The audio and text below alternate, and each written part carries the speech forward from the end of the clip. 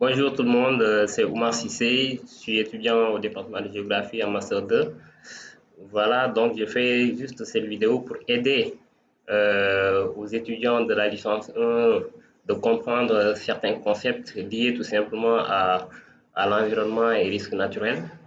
Voilà, ces concepts s'articulent autour de risques, aléas, vulnérabilités et enjeux.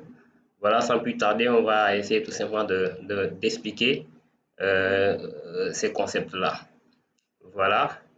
Donc, en géographie, un risque est la possibilité qu'un aléa se produise et touche une population vulnérable à cet aléa. Donc, il ne faut donc pas confondre aléa, risque et vulnérabilité. L'aléa est un phénomène naturel ou technologique plus ou moins probable sur un espace donné. Et la vulnérabilité, elle exprime le niveau d'effet prévisible de ce phénomène sur les enjeux. Voilà, et comprenez bien que un enjeu, c'est quelque chose qu'on est susceptible aussi de perdre ou de gagner. Par exemple, je vous donne un exemple. Si vous jouez à la loterie, vous y mettez en fait de l'argent, vous pariez avec de l'argent. Vous êtes susceptible aussi de gagner ou de perdre cet argent-là. Voilà, c'est ça un enjeu. Donc, le risque peut être défini comme la probabilité d'occurrence de dommages compte tenu des interactions entre facteurs d'endommagement. Les facteurs d'endommagement, il faut comprendre que ce sont des aléas. Et facteurs de vulnérabilité, qu'est-ce qui est vulnérable? C'est euh, le peuplement, c'est-à-dire la société avec ses biens, la répartition des biens. Voilà.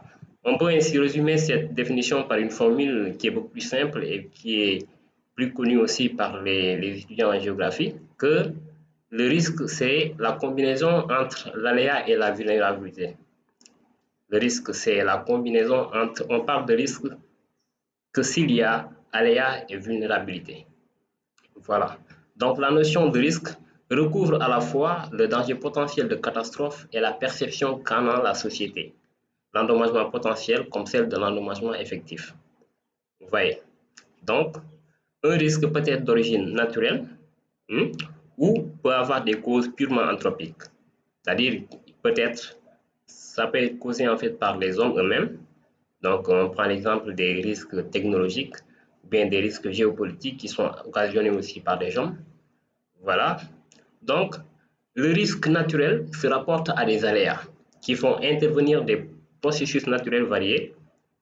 On peut avoir par exemple les risques atmosphériques, les risques hydrologiques, les risques géologiques ou géomorphologiques, voilà, avec la déformation de certains reliefs dus tout simplement à des catastrophes comme la tectonique des plaques ou bien la, les tremblements de terre, séismes et autres. Voilà. Donc, le risque naturel se situe donc à la croisée entre, d'une part, un ou plusieurs aléas, et d'autre part, la vulnérabilité d'une société et ou d'un territoire qu'elle occupe. Donc, on ne parle de vulnérabilité que s'il y a tout simplement une société qui est impactée ou un territoire donné qui est habité, aménagé. On ne parle de territoire que s'il est approprié par des populations, par des personnes, par un groupe de personnes. Donc, si ces personnes-là sont atteintes, voilà, par un aléa, on parle de vulnérabilité et de risque. L'aléa ne devient un risque qu'en présence d'enjeux humains, il faut le retenir. L'aléa ne devient un risque qu'en présence d'enjeux humains, économiques et environnementaux. Je vous donne un exemple.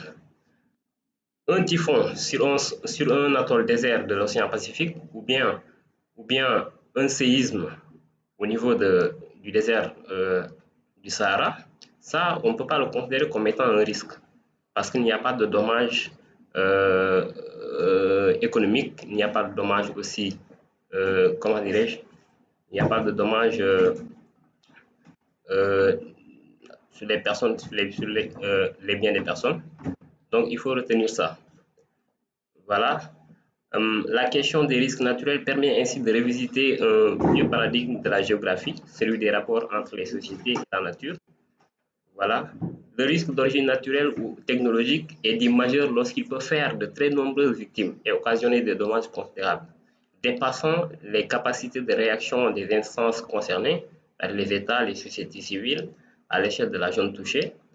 Voilà. Le risque majeur est caractérisé conjointement par une faible probabilité d'occurrence, c'est-à-dire il y a une faible fréquence et d'énormes impacts. Voilà. Il peut alors devenir une catastrophe perturbant durablement les équilibres naturels et sociaux à divers niveaux d'échelle. Les conséquences pour la population sont dans tous les cas tragiques en raison du déséquilibre brutal entre besoins et moyens de secours disponibles. Voilà donc ce qui est en quelque sorte en fait risque, aléa et vulnérabilité. Et il faut retenir aussi que on ne parle de risque que quand il y a un aléa et une vulnérabilité. Voilà. Et quand il y a aléa et vulnérabilité, il y a des enjeux, c'est-à-dire quelque chose qu'on est susceptible aussi de perdre ou de gagner.